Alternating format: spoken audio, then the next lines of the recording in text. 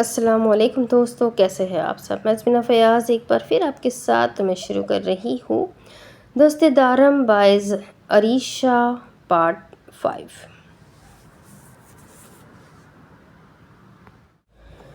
Thank you. صبح تیار رہیے گا، وقت پر نکلیں گے گھر سے۔ رات میں آرام آ گیا تو ٹھیک ہے، لیکن نہیں بھی آیا تو ہم ضرور جائیں گے۔ مجھے گاؤں دیکھنے کا بہت شوق ہے، ہم اس پہاڑی پر بھی واپس جائیں گے۔ آپ ایسے ہی اٹھا کر لے چلیں گے؟ ان کے ساتھ ہی کمرے میں داخل ہوتی ثنا کو محسوس کر کے بے حد پیار سے اس کے گلے میں اپنے بازو مزید مضبوطی سے ڈالتی اس سے پوچھنے لگی، کوئی بات نہیں، صبح ہم بھی تمہارے ساتھ ہوں گے، تمہیں کوئی مسئلہ نہیں ہوگا، ہم تمہیں آرام سے وہاں لے جائیں گے۔ ویسے بھی کل زاوش کو کالج سے چھٹی ہے اور ثانیہ کی چھٹی تو نہیں ہو سکتی کیونکہ اس کے ایگزامز ہو رہے ہیں، لیکن زرنش ہمارے لیے چھٹی کر لے گی۔ وہ اسے بیڈ پر لٹا کر جیسے ہی پیچھے ہٹا وہ اس کے اوپر کمبل ڈالتی غصے سے بتانے لگی، نہیں، مجھے اور کسی کے ساتھ لے کر نہیں جانا دارم سائی، صرف میں اور آپ، بتا دے اس کو۔ وہ ایک نظر اسے دیکھتی دارم کا ہاتھ تھام چکی تھی۔ دارم سائی، صرف ہم جائیں گے نا؟ وہ بے حد معصومیت سے اسے دیکھتے ہوئے بولی، ہاں، کسی کو بھی چھٹی کرنے کی ضرورت نہیں ہے، کل صرف میں اور در جا رہے ہیں۔ ہفتے والے دن سنان سائی سب کو لے جائے گا۔ وہ اپنی بات مکمل کرتا کمرے سے باہر جانے لگا جہاں ڈاکٹر آ گیا تھا۔ دارم سائی، انجیکشن نہیں لگائیے گا، میں منع کر دوں گا۔ ڈونٹ وری، وہ دلکشی سے مسکراتا باہر نکل گیا۔ انہیں کیسے پتا ہے کہ مجھے انجیکشن سے ڈر لگتا ہے؟ نور نے خود سے سوال کیا۔ لو یہ چادر، ڈاکٹر اندر آ رہا ہے۔ وہ الماری سے چادر نکال کر اس کی طرف پھینکتی ہوئی بولی، میں نے کیا ایسے ہی تمہارے منہ پر چادر ماری تھی؟ نور نے ایک ادا مسکرا کر دوستانہ انداز میں پوچھا۔ لو اسے، ڈاکٹر اندر آنے والا ہے، وہ اپنی بات پر زور دیتے ہوئے بولی۔ ویسے ایک بات بتاؤں تمہیں، تم نے یہ کہانی امیجن اچھی کر لی ہے، اگر تم مجھے یہ دیتی نا تو میں اسے سچ میں تمہارے منہ ہی پر مارتی۔ وہ چہرے پر دلکش مسکراہٹ سجائے ہوئے بولی جب اچانک کمرے کا دروازہ کھلا اور دارم سائی اندر داخل ہوا۔ اس نے لمحے میں ہی چادر اٹھا کر اپنے کمبل کے نیچے پھینک دی تھی۔ ڈاکٹر آ رہا ہے، تمہارا دوپٹہ کدھر ہے؟ وہ اسے دیکھتے ہوئے سوال کرنے لگا۔ نہیں ہے میرے پاس، کب سے مانگ رہی ہوں، ثنا عادی سے نہیں دے رہی، آپ پلیز دے دیں اپنی چادر۔ پہلے تو مجھے فرق نہیں پڑتا تھا، اب بہت عجیب سا محسوس ہوتا ہے۔ یہاں آنے کے بعد وہ اس کے کندھے سے اجرک کھینچ چکی تھی، جس پر ثنا کا پورا منہ کھل گیا۔ اس لڑکی کی ہمت تو واقعی ہی قابل دید تھی، شاید وہ جانتی نہیں تھی کہ وہ کس سے پنگا لے رہی ہے۔ کیا ہوا، آپ کو برا لگا؟ اچھا آپ واپس لے لیں، میں کوئی اور ڈھونڈ لیتی ہوں، وہ بے حد معصومیت سے اسے دیکھتے ہوئے بولی، جس پر دارم دلکشی سے مسکرایا۔ برا کیوں لگے گا جانم سائی، حق ہے تمہارا۔ اسے اپنی اجرک خود پر لپیٹتے دیکھ کر سکون اس کے اندر تک اتر گیا تھا۔ تھینک یو، پلیز ڈاکٹر کو انجیکشن سے منع فکر مت کرو، کسی کے باپ کی اتنی اوقات نہیں میری اجازت کے بنا تمہیں چھونے کی، مسکرا کر کہتا دروازہ کھول چکا تھا۔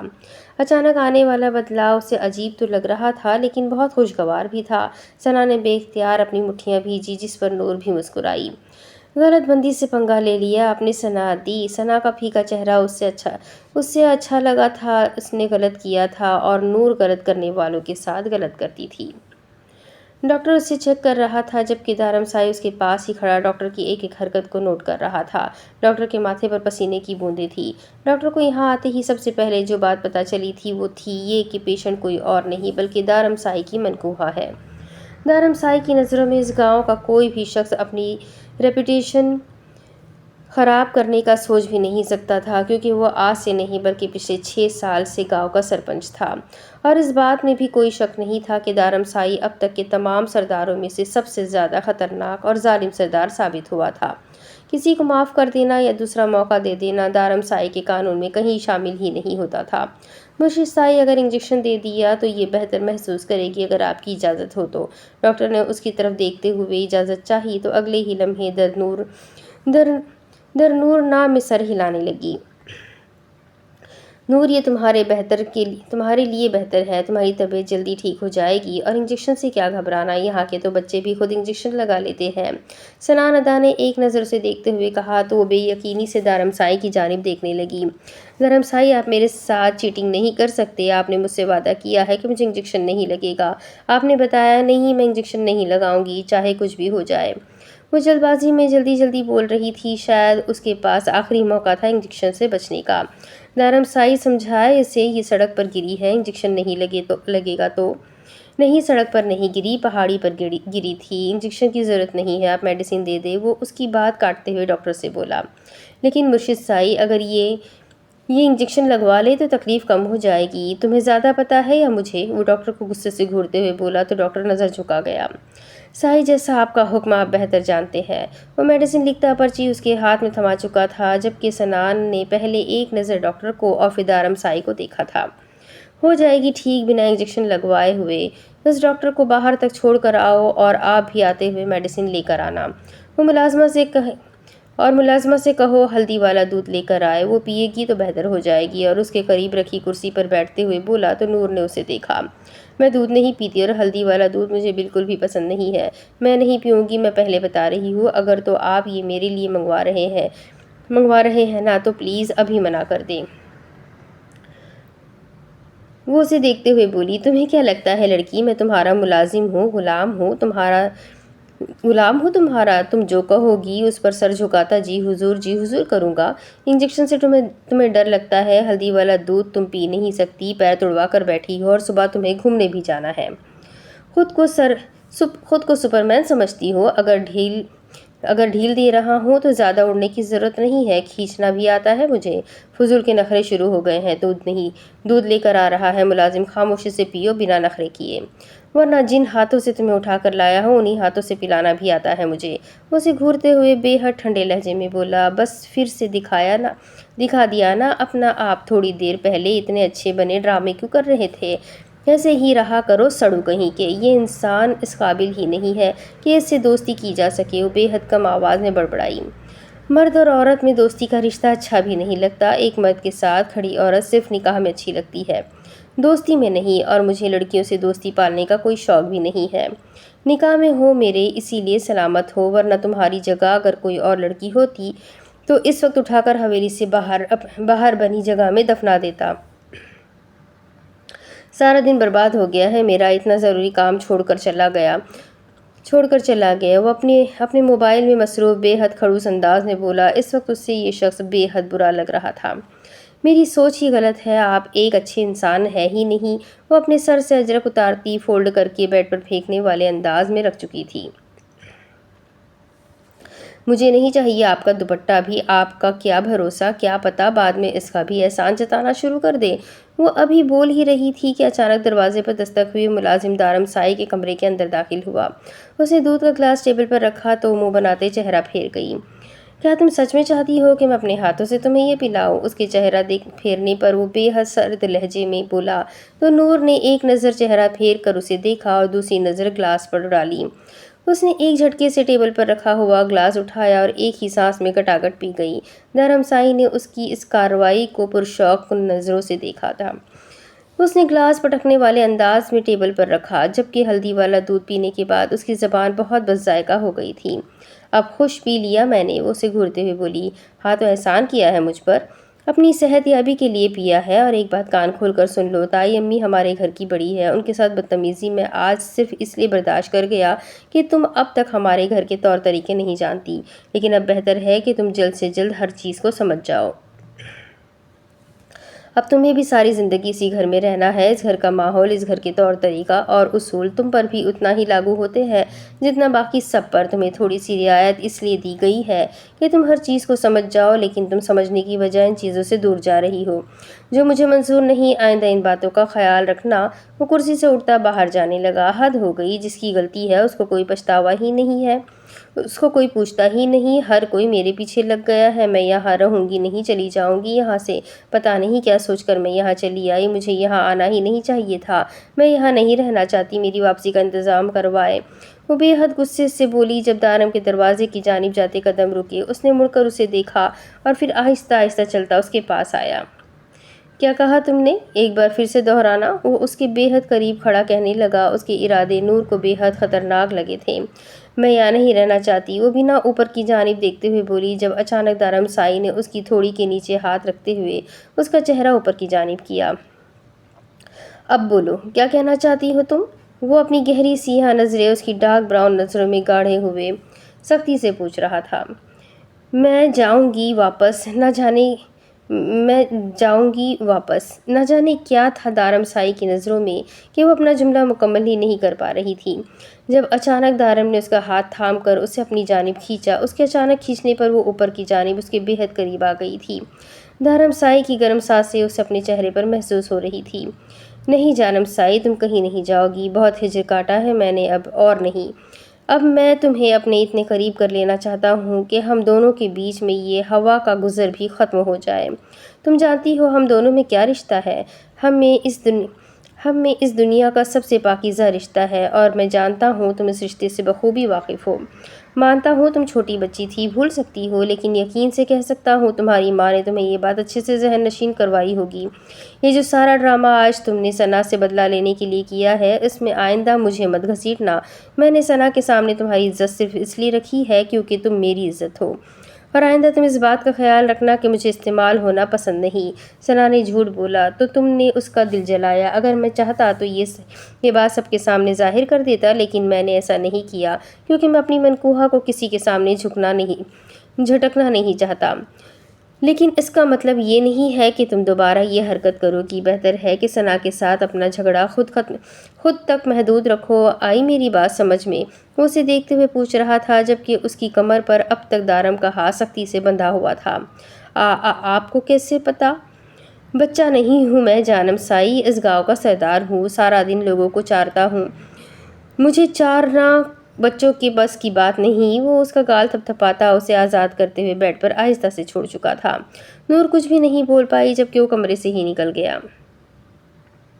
وہ صبح سے بور ہو رہی تھی، اپنے پیر میں تکلیف محسوس ہونے کی وجہ سے وہ کہیں بھی نہیں جا پائی تھی۔ سب گھر والوں کے سامنے اس نے یہی بہانہ رکھا تھا کہ اس کے پیر میں تکلیف ہے، اسی لیے وہ باہر نہیں جائے گی۔ دن شروع ہوا تو اسے اپنے پیر میں بہت تکلیف محسوس ہونے لگی تھی جبکہ دارم سائی اپنے کسی ضروری کام کے لیے جا چکا تھا۔ کل رات کے بعد ان دونوں کا آمنا سامنا نہیں ہوا تھا۔ وہ تو چاہتی بھی نہیں تھی کہ دارم سائی سے اس کا سامنا ہو۔ کل دارم نے سچ میں اسے شرمندہ کر دیا تھا۔ یہ سچ تھا کل اگر ثنا کے سامنے وہ اسے جھٹک دیتا تو ثنا اس سے جیت جاتی، لیکن دارم نے ایسا نہیں کیا تھا۔ اس نے اس کی عزت رکھ لی تھی، لیکن اسے بہت ساری باتیں بھی سنا گیا تھا۔ آخر تھا تو اسی خاندان کا مرد نہ اپنی انا پر کوئی بات کیسے برداشت کر سکتا تھا؟ ثنا تو اس کے بعد اس کے سامنے ہی نہیں آئی تھی۔ کل ڈاکٹر کے آنے سے پہلے ہی وہ غصے سے کمرے سے نکل گئی تھی، اور اب وہ اس کا سامنا ویسے بھی نہیں کرنا چاہتی تھی۔ وہ صوفے پر بیٹھی ریموٹ سے ٹی وی آن کرنے لگی تھی کہ دارم سائی کو اندر داخل ہوتے دیکھا۔ میں نے تم سے کل رات کو کچھ کہا تھا، کیا تم نے وہ کیا؟ وہ اس کے سر پر سوال کرنے لگا۔ کیا کہا تھا آپ نے؟ وہ کچھ کنفیوز ہوئی۔ چاچی سائی در آپ سے کچھ بات کرنا چاہتی ہے، اس نے کچن سے نکلتی زرین تائی کو دیکھتے ہوئے کہا تو پریشانی سے اسے دیکھنے لگی۔ اسے بھلا ان سے کیا بات کرنی تھی؟ بولو کیا کہنا چاہتی ہو؟ وہ اس کے پاس آتے ہوئے سوال کرنے لگی۔ کل کی تلخ کلامی کے بعد دونوں پہلی بار ایک دوسرے کے آمنے سامنے تھی۔ بولو در، کوئی بات نہیں چاچی سائی، کوئی غیر نہیں، گھر کی ہے، غلطی انسان سے ہی ہوتی ہے، معافی مانگنے میں کوئی حرج نہیں۔ چاچی سائی در آپ سے معافی مانگنا چاہتی ہے، کل اس نے کافی بدتمیزی کی تھی آپ سے اسی بات کو لے کر۔ دارم کے کہنے پر اس نے گھور کر دارم کو دیکھا تھا۔ اس نے کب کہا تھا اس سے کہ وہ معافی مانگنا چاہتی ہے یا پھر شرمندہ ہے؟ کوئی بات نہیں بیٹا سائی، غلطی انسان سے ہوتی ہے، کل تمہارا انداز مجھے برا لگا، اور پھر کل صبح سے ہی ثنا کو ہر کوئی ڈانٹ رہا تھا، شاید میں بھی ضرورت سے زیادہ جذباتی ہو گئی تھی۔ کوئی بات نہیں، تم بھی دل میں کوئی بات نہ رکھنا۔ وہ پیار سے اس کا گال چھوتی واپس کچن کی جانب چلی گئی۔ میں نے کب کہا آپ سے کہ میں کسی سے معافی مانگنا چاہتی ہوں؟ آپ نے کیوں ایسا کہا ان سے؟ بہت غصے سے اس سے سوال کرنے لگی۔ کیونکہ وہ اس گھر کی بڑی ہے، اور ثنا اور تمہارے اختلافات نہ تو میں جانتا ہوں اور نہ ہی وہ۔ اپنے بچکانہ جھگڑوں میں بڑوں کے ساتھ اپنے تعلقات خراب مت کرو۔ اور آج سے ثنا کو ادی سائی کہہ کر پکارنا۔ لڑائی جھگڑا ضد اپنی جگہ ہے، لیکن رشتے اپنی جگہ ہے۔ وہ اسے سمجھاتے ہوئے بولا جب باہر سے ملازم نے اسے آ کر بتایا کہ بابا سائی اسے باہر بلا رہے ہیں۔ وہ اس کی طرف دیکھے بغیر وہیں سے باہر نکل گیا۔ تو اب ثنا میڈم کو گدھی سائی کہہ کر پکارنا ہے؟ اپس، گدھی نہیں، ادی۔ ویسے ثنا کی پرسنالٹی پر گدھی زیادہ سوٹ کرتا ہے۔ وہ خود ہی اپنی بات کا مزہ لیتے ہوئے کھل کر ہنسی۔ جی تایا سائی، آپ نے مجھے یہاں کیوں بلایا؟ آپ نے مجھے یہاں کیوں بلایا؟ وہ اپنے کمرے میں بیٹھی ہوئی تھی، کہاں سے بلاوا آیا؟ ایک تو یہ بڑا مسئلہ تھا کہ سارے دن میں کوئی کمرے میں قدم ہی نہیں رکھنے دیتا تھا۔ اسے اپنے کمرے میں رہتے ہوئے بمشکل 3 دن ہو رہے تھے، لیکن اب تک وہ اس کمرے کا راستہ بھی زبانی یاد نہیں کر پائی تھی۔ ان کے بلانے پر وہ ملازمہ کے ساتھ حویلی کے پیچھے کی جانب بنے استبل میں آ گئی تھی۔ ہاں بیٹا سائی، وہ کیا ہے نا، تم کل بہت بڑی مصیبت سے بچی ہو۔ کل تم جس پہاڑی پر گئی تھی نا، اس پہاڑی سے بہت بڑے بڑے پتھر گرے ہیں، کافی لوگ زخمی ہو گئے ہیں۔ یہ تو شکر ہے کہ جانی نقصان نہیں ہوا، ورنہ پتہ نہیں کیا ہوتا۔ یہ تو اللہ کی بڑی کرم نوازی ہے کہ تم صحیح سلامت گھر واپس آ گئی ہو، اسی لیے تمہارے صدقے کے لیے بکرا منگایا ہے۔ تم ذرا اس بکرے پر ہاتھ رکھ دو تاکہ ہم اسے ذبح کر سکیں۔ میں جانتا ہوں تم یقیناً ان سب باتوں پر بھی یقین نہیں رکھتی ہوگی، لیکن صدقہ مصیبت کو ٹالتا ہے۔ الحمدللہ تم پر آنے والی مصیبت کو اللہ نے ٹالا ہے، اور اللہ نے چاہا تو تم پر آگے بھی کوئی مصیبت نہیں آئے گی۔ جاؤ بکرا لے آؤ۔ وہ اسے تفصیل سے کہتے ملازم کی جانب متوجہ ہوئے۔ نور خاموشی سے ایک سائیڈ پر آ کر کھڑی ہو چکی تھی۔ پتہ نہیں اس سے کیا کروانے والے تھے۔ اسے احساس بھی نہ ہوا کہ کب ساحر اس کے پاس آ کر رکا۔ کیسی ہو کزن سائی، بور تو نہیں ہو رہی؟ وہ پہلے دن اسے کافی بورنگ قسم کا انسان لگا تھا، لیکن پھر آہستہ آہستہ اسے احساس ہوا کہ اس گھر میں صرف یہی نہیں بلکہ سب لوگ ہی بہت بورنگ ہیں۔ میرا نہیں خیال کہ آپ کے گھر میں آ کر کوئی بھی مہمان بور نہیں ہوگا۔ یہاں ہر کوئی بورنگ ہی ہے۔ آپ سے زیادہ اچھا تو بکرا انٹرٹین کر رہا ہے آپ کے گھر میں آئے مہمانوں کے ساتھ۔ کیا ایسا سلوک کیا جاتا ہے؟ وہ اپنے دل کی بھڑاس نکالنے لگی۔ وہ کیا ہے نا، ابھی سب لوگ تمہیں گھر کی مہمان سمجھ رہے ہیں۔ جس دن فرض سمجھنا شروع کر دیں گے تمہاری غلط فہمی دور ہو جائے گی۔ اور جہاں تک اس بکرے کی انٹرٹینمنٹ کا سوال ہے تو یہ آگے بھی تمہارے لیے انٹرٹینمنٹ کا سبب بنے گا، کیونکہ تم اس پر ہاتھ پھیرنے جا رہی ہو نا۔ ساحر نے اسے دیکھتے ہوئے بے تکی سی بات بولی۔ کیا مطلب ہے آپ کا؟ میں کچھ سمجھی نہیں، پلیز کلیئرلی بتائیں، آپ کیا کہنا چاہتے ہیں؟ وہ کنفیوز سی اس سے سوال کرنے لگی، جبکہ ساحر مسکرا کر نفی میں سر ہلاتا اسے بکرے کی جانب متوجہ کرنے لگا۔ جاؤ اس بکرے پر ہاتھ پھیر کر آؤ، پھر تمہیں تفصیل سے بتاتا ہوں۔ جبکہ وہ اسے دیکھتی اس کی بے تکی سی بات کو لے کر متجسس ہو چکی تھی، وہ جلدی سے آگے بڑھتی بکرے کی پیٹھ پر ہاتھ پھیر کر وہیں سے واپس اس کے پاس آ رکی تھی۔ بتائیں آپ کی اس بات کا کیا مطلب تھا؟ بکرا کیسے انٹرٹین کرے گا مجھے؟ وہ شاید حد سے زیادہ بور ہو رہی تھی، اس لیے اس کی اس فضول سی بات میں انٹرسٹ لے رہی تھی۔ کزن سائی تم بھی نا، وہ کیا ہے نا، جس نسل کا یہ بکرا تھا اس نسل کی روحیں بھٹکتی ہیں ہمارے گاؤں میں۔ واٹ روحیں؟ وہ منہ بنا کر پوچھنے لگی، شاید اس کی بات اس کے سر کے اوپر سے گزر چکی تھی۔ بھوتوں پر یقین کرتی ہو؟ چڑیل، بھوت، ان سب چیزوں پر یقین ہے تمہیں؟ وہ اسے دیکھتے ہوئے پوچھنے لگا۔ اس کا انداز ڈرانے والا تھا۔ نہیں، میں ہارر موویز نہیں دیکھتی، اس نے فوراً جواب دیا۔ مطلب یقین نہیں رکھتی ہو؟ پھر ٹھیک ہے، بے فکر ہو جاؤ، کچھ نہیں ہوگا۔ میں ڈر گیا تھا کہ کہیں بکرے کی روح رات میں آ کر تمہیں ڈرانا نہ شروع کر دے، لیکن تم کافی بہادر ہو، مجھے یقین ہے اگر بکرے کی روح آ بھی گئی تو بھی تم سنبھال لو گی، تمہیں بالکل ٹینشن لینے کی ضرورت نہیں ہے۔ چلو اب تم جاؤ حویلی کے اندر، میں ذرا دیکھ کے آتا ہوں کہ بکرے کی روح، میرا مطلب ہے کہ بکرے کو ذبح کر دیا گیا بھی یا نہیں۔ وہ اس کے چہرے کی اترتی ہوائیاں دیکھ کر اپنے ہنسی پر کنٹرول کرتا تیزی سے وہاں سے نکل گیا تھا، جبکہ نور وہیں کھڑی بس بکرے کی روح کے بارے میں سوچ رہی تھی۔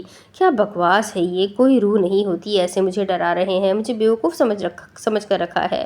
وہ سر جھٹکتی حویلی کی جانب جانے لگی۔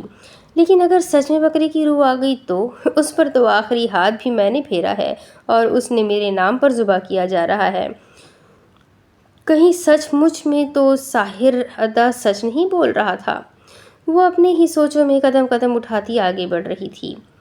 وہ کافی ڈری ہوئی تھی، اسے عجیب بھی لگ رہا تھا۔ وہ باہر بیٹھنے کی بجائے پتہ نہیں کیا سوچ کر زنی شدی کے کمرے میں چلی گئی تھی۔ یہ لڑکی اسے پسند تھی، وہ بنا کسی مطلب کے اس پر پیار لٹاتی تھی، لیکن اپنے لاسٹ سیمسٹر کی وجہ سے اسے وقت نہیں دے پا رہی تھی۔ ارے نور جانو، وہاں کیوں کھڑی ہو، یہاں آؤ میرے پاس۔ وہ بہت خوش ہوئی تھی اس کے پہلی بار کمرے میں آنے پر۔ وہ مسکرا کر اندر آئی اور اس کے ساتھ ہی بیڈ پر بیٹھ گئی۔ اسے سمجھ نہیں آ رہا تھا کہ وہ یہ بات کسی کو بتائے یا نہیں، یہ نہ ہو کہ یہ سب لوگ اسے بیوقوف اور ڈرپوک سمجھ لیں۔ کیا ہوا نور سائی، تم کچھ کہنا چاہتی ہو؟ اس کی خاموشی پر وہ اپنا کام چھوڑ کر اس سے پوچھنے لگی۔ میں اپنے کمرے میں بور ہو رہی تھی، اسی لیے یہاں آ گئی آپ کے پاس۔ آپ شاید اپنی اسٹڈی کرنے میں بزی ہے، میں بعد میں آتی ہوں۔ وہ اپنی پڑھائی میں مصروف تھی، اسے اس کے پاس بیٹھنا کچھ عجیب لگا تو کھڑی ہو گئی۔ نہیں میری جان، بیٹھو، یہاں اتنی بھی مصروف نہیں ہوں میں۔ وہ کیا ہے نا، آج میری ایک دوست نہیں آئی تھی یونیورسٹی میں، تو سوچا اس کے نوٹس تیار کر دیتی ہوں۔ تم بتاؤ تمہیں کیا مسئلہ ہے، کیوں بور ہو رہی ہو؟ وہ اس کا ہاتھ تھام کر اپنے پاس بٹھا چکی تھی۔ نہیں کچھ نہیں، بس ایسے ہی۔ آپ یونیورسٹی میں جاتی ہیں؟ میرا مطلب ہے آپ جس یونیورسٹی میں پڑھتی ہے کیا وہاں لڑکے بھی پڑھتے ہیں؟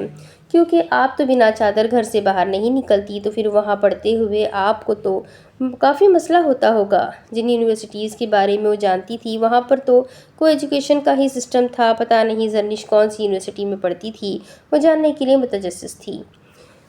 ہاں وہاں لڑکے بھی پڑھتے ہیں، بلکہ میری اپنی کلاس میں بھی بہت سارے لڑکے ہیں، لیکن میں خود ایک دائرے میں رہتی ہوں۔ مجھے خود پتہ ہے کہ مجھے اپنی عزت کی حفاظت کیسے کرنی ہے، اور لڑکوں کے ساتھ پڑھنے یا نہ پڑھنا کوئی اہمیت نہیں رکھتا جب آپ کا مقصد تعلیم حاصل کرنا ہو۔ تم گھر میں بور ہوتی ہوگی نا، کل صبح تم میرے ساتھ یونیورسٹی چلنا، صبح اچھا وقت گزر جائے گا تمہارا، اسی بہانے تھوڑی آؤٹنگ بھی ہو جائے گی، میں تمہیں اپنی دوستوں سے ملواؤں گی، تمہیں اچھا لگے گا، بلکہ میں تم سے وعدہ کرتی ہوں کہ تم میری یونیورسٹی میں جا کر بالکل بور نہیں ہوگی۔ زرنش نے مسکراتے ہوئے کہا تو وہ بھی مسکرائی۔ ٹھیک ہے، میں صبح آپ کے ساتھ چلوں گی۔ وہ ثنا گدھی، میرا مطلب ہے ثنا ادھی، وہ کیا کہیں پر بھی نہیں جاتی؟ سارا دن ٹی وی دیکھتی رہتی ہے۔ اتنا میک اپ تو میری موم بھی نہیں کرتی جتنا یہ ہر وقت کیے ہوئے ہوتی ہے۔ ان کو کوئی منع نہیں کرتا، وہ کچھ سوچتے ہوئے بولی۔ بری بات نور، ایسا نہیں بولتے، وہ بڑی ہے ہم سے، مجھ سے بھی 10 ماہ بڑی ہے، ہم لڑکیوں میں سب سے بڑی ہے، وہ اس گھر کی پہلی خوشی ہے جو اللہ کی رحمت کے روپ میں ہماری حویلی میں آئی تھی۔ وہ اسے سمجھاتے ہوئے بولی تو نور مسکرا دی، اس کا لہجہ بہت میٹھا تھا۔ لیکن مجھے پھر بھی آپ زیادہ پسند ہے، صرف ثنا ادھی سے زیادہ نہیں بلکہ زاوش اور ثانیہ سے بھی زیادہ۔ وہ خوش ہوتے ہوئے اسے بتانے لگی، اس کا اندازہ زرنش کو بہت پیارا لگا تھا۔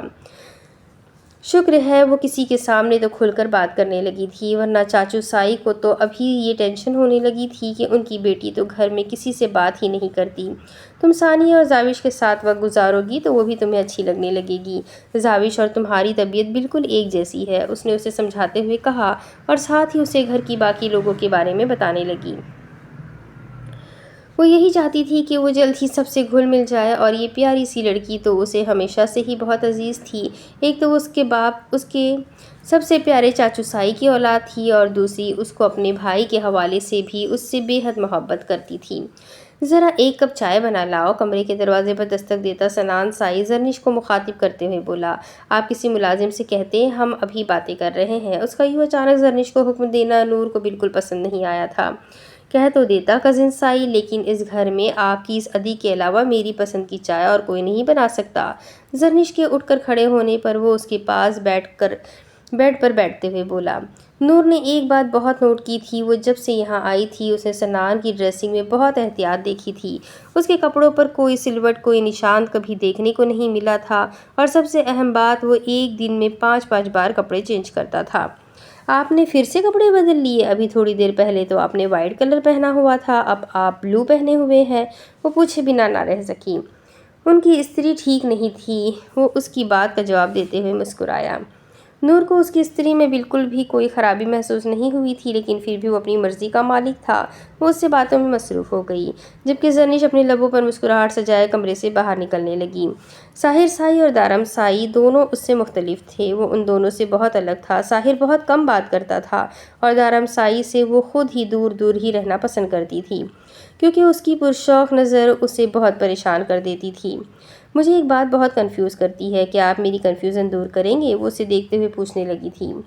جی جناب، بالکل کریں گے، حکم کرے، وہ فل سیریس ہو کر بولا۔ یہ جو زرنش ادھی ہے، یہ آپ کو دیکھ کر شرماتی کیوں ہے؟ اس نے اپنا سوال پیش کیا، جبکہ اس سوال کا جواب کم از کم سنان کے پاس تو ہرگز نہیں تھا۔ مجھے تو ایسا کچھ بھی محسوس نہیں ہوا کزن سائی، وہ کیا ہے نا، زرنش کی نیچر ہی تھوڑی شائع ہے، شاید تمہیں اس لیے ایسا لگا ہوگا۔ اس کو چھوڑو، تم مجھے یہ بتاؤ کہ بکرے نے تمہیں تنگ تو نہیں کیا نا؟ وہ اس کی بات نظر انداز کرتا سوال کرنے لگا۔ کون سا بکرا؟ وہ کنفیوز ہوئی۔ ارے کزن سائی، تم بھول بھی گئی، وہی بکرا جس کی کمر پر تم نے بے حد پیار سے ہاتھ پھیرا تھا، وہی بکرا جو ذبح ہونے سے پہلے تمہیں امید بھری نظروں سے دیکھ رہا تھا کہ شاید تم مجھ سے بچا لو، لیکن تم نے کیا کیا؟ اسے بچانے کی بجائے اس کے باربیکیوز بننے کا انتظار کر رہی ہو؟ مجھے تو لگا تھا کہ اب تک اس بکرے کی روح نے تمہیں تنگ کرنا بھی شروع کر دیا ہوگا۔ خیر، میری تو یہی دعا ہے کہ تمہیں کچھ نہ ہو۔ میرے خیال میں باربیکیوز ریڈی ہو گئے ہوں گے بیچارے بکرے کے، وہ افسوس کرتے ہوئے بولا۔ نہیں نہیں، ایسا کچھ نہیں ہے، وہ صدقے کا بکرا تھا اور بابا سائی کہہ رہے تھے کہ اسے غریبوں میں بانٹ دیں۔ صدقے کی کوئی بھی چیز گھر میں نہیں لائی جاتی، ایسا بابا سائی نے بولا تھا۔ اس بکرے کی باربیکیو بھی کوئی اور کھائے گا، وہ اپنی صفائی دیتے ہوئے بولی۔ چلو شکر ہے، پھر ہو سکتا ہے بکرا تمہیں کچھ نہ کرے، لیکن پھر بھی اس کی معصوم آنکھیں جو امید سے تمہیں دیکھ رہی تھی، ہائے یاد کر کے ترس آتا ہے۔ اللہ تمہیں اپنے حفظ و امان میں رکھے۔ زرنش کو کمرے میں داخل ہوتے دیکھ وہ اس کے ہاتھ سے کپ تھامتا کمرے سے نکل گیا۔ کیا ہوا، تم چپ کیوں ہو گئی ہو؟ ابھی تو اتنی باتیں کر رہی تھی سنان سائی کے ساتھ۔ اسے خاموش پا کر پوچھنے لگی۔ بکرے کی معصوم آنکھیں اس کے لبوں سے پھسلا۔ کس کی معصوم آنکھیں؟ اسے دیکھتے ہوئے پوچھنے لگی۔ اسے یقیناً سننے میں غلطی ہوئی تھی۔ بکرے کی وہ کتنی معصوم امید بھری آنکھوں سے مجھے دیکھ رہا تھا کہ میں اس سے بچاؤں گی، اور میں نے کیا کیا؟ اس کی کمر پر پیار سے ہاتھ پھیر کر اسے ذبح ہونے بھیج دیا۔ میں بہت بری ہوں۔ آپ کو نہیں پتہ زردی جانور بھی ہر طرح کی سمجھ بوجھ رکھتے ہیں، ان کے اندر بھی بہت قابلیت ہوتی ہے۔ وہ بکرا تو مجھے اپنا قاتل سمجھ رہا ہوگا، مجھے ایسا نہیں کرنا چاہیے تھا۔ اور بیڈ سے اٹھتے ہوئے بولی، یہ سب کچھ تمہیں سنان سائی کہہ کر گئے ہیں؟ انہیں عادت ہے مذاق کرنے کی، بیٹھ جاؤ۔ وہ اسے سمجھاتے ہوئے بولی نہیں مجھے نہیں بیٹھنا، اب مجھے بھوک لگی ہے۔ اچھا تمہیں بھوک لگی ہے؟ آؤ چلو باہر چلتے ہیں، کتنے مزے کی باربیکیوز کی خوشبو آ رہی ہے۔ چلو آؤ چل کرتے ہیں۔ وہ کھڑے ہوتے ہوئے بولی۔ باربیکیوز؟ پتہ نہیں اس بکرے کی باربیکیو کون کھا رہا ہوگا، وہ اداسی سے بولی، جبکہ زرنش نہ میں سر ہلاتی کمرے سے باہر نکل گئی۔ آج صبح سے ثنا اس سے دور ہی رہی تھی، اچھا ہی تھا، وہ خود بھی اس کی شکل نہیں دیکھنا چاہتی تھی۔ ثنا کے انداز سے وہ یہ بات تو سمجھ چکی تھی کہ ثنا دارم سائی سے محبت کرتی ہے، اور شاید اسے اس کا یہاں آنا بالکل پسند نہیں آیا۔ وہ ثنا کی فیلنگز کو سمجھ سکتی تھی، لیکن اس کا یہ مطلب تو نہیں تھا کہ وہ اس سے بیکار میں الجھے۔ وہ کون سا ساری زندگی کے لیے یہاں رہنے آ گئی تھی؟ اسے تو ویسے بھی یہاں سے چلے ہی جانا تھا، اور اس کے بعد تو دارم سائی اسی کا تھا۔ اسے کون سا دارم سائی کے ساتھ کوئی لینا دینا تھا؟ وہ کون سا دارم سائی کے ساتھ اس نکاح کو نبھانے کے لیے یہاں آئی تھی؟ اسے دارم سائی کی ذات سے کوئی لینا دینا نہیں تھا، وہ صرف اپنی پراپرٹی میں حصہ چاہتی تھی۔ وہ تو شاید بعد میں ثنا کے حصے میں ہی آنا تھا۔ کل شاید وہ اس کے ساتھ کچھ زیادہ ہی زیادتی کر گئی تھی، شاید دارم سائی کو کسی اور کے ساتھ دیکھ کر اسے برا لگا تھا۔ وہ اس سے اتنا زیادہ خوفزدہ ہونا تو ایک طرح سے جائز تھا، کیونکہ دارم سائی اس کے ساتھ اس کا تعلق ہی ایسا تھا، لیکن اب اس نے خود ہی فیصلہ کر لیا تھا کہ وہ ثنا اور دارم سائی کے بیچ میں ہرگز نہیں آئے گی۔ دارم سائی کو بھی پتہ چل گیا تھا کہ وہ ثنا کو صرف جلانے کے لیے ڈرامہ کر رہی ہے، تو اب مزید اس چیز کے بارے میں نہیں سوچنا چاہتی تھی، اسے صرف اپنے مقصد پر فوکس کرنا تھا۔ وہ صوفے پر بیٹھی ٹی وی چلائے مسلسل ثنا اور دارم سائی کے بارے میں ہی سوچ رہی تھی، جب دارم سائی کے ساتھ سنان اور ساحر اندر داخل ہوئے۔ ہاں تو کزن سائی، تم ٹھیک ہو نا؟ بکرے نے تنگ تو نہیں کیا؟ سنان وہیں سے سلام کرتا ہوا اس کے پاس آ بیٹھا۔ آپ مجھے بیوقوف بنانا بند کریں، زرنش حدی بتا چکی ہے مجھے کہ آپ صرف مجھے تنگ کر رہے ہیں، اور ایسا کچھ بھی نہیں ہوتا۔ بکرے کی بھی کیا کوئی روح ہو سکتی ہے؟ اب اتنی بھی پاگل نہیں ہوں میں، وہ اسے جتاتے ہوئے بولی، تو سنان مسکرا دیا۔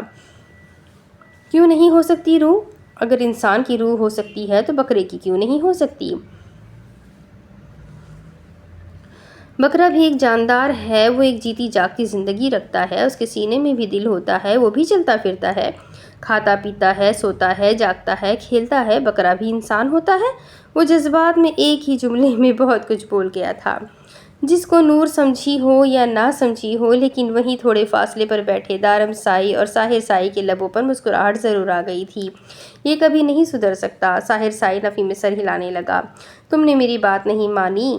مت مانو، میں کون سا تمہیں فورس کر رہا ہوں، لیکن ایک کزن ہونے کے ناطے میرا فرض تھا کہ میں تمہیں بتاؤں، جس نسل کے بکرے کو ہم نے ذبح کیا ہے، اس نسل کے بکروں کی بہت ساری روحیں ہیں اس گاؤں میں۔ آگے تمہاری مرضی۔ وہ اس کے قریب سے اٹھتا ہوا ساحر اور دارم سائی کے پاس چلا گیا، جبکہ نور ایک بار پھر سے گہری سوچوں میں جا چکی تھی۔ اب اس کے آگے کی کہانی میں آپ کو اگلی قسط میں سناتی ہوں کہ آگے کیا ہوگا۔ یہ جاننے کے لیے میرے ساتھ بنے رہیں۔ اگلی قسط میں پھر ملیں گے، تب تک کے لیے جلدی سے ویڈیو کو لائک کر دیں، چینل کو سبسکرائب کر دیں، بیل آئیکن کو ضرور دبا دیں اور اپنے کمنٹس کر کے مجھے ضرور بتائیں کہ آپ کو ناول کیسا لگ رہا ہے۔ تو ملتے ہیں اگلے ویڈیو میں، تب تک کے لیے اپنا خوب سارا خیال رکھیں، مجھے بھی دعاؤں میں یاد رکھیں۔ اللہ حافظ۔